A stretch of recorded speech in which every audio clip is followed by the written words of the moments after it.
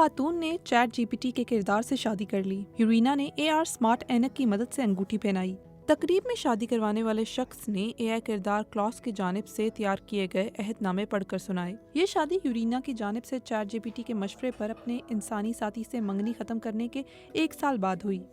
یورینا نے اپنے شریک حیات کو ایک خوبصورت ویڈیو گیم کردار کی بنیاد پر ڈیزائن کیا۔ جیسے جیسے ہماری بات چیت بڑھتی گئی مجھے کلاس کے لیے جذبات محسوس ہونے لگے۔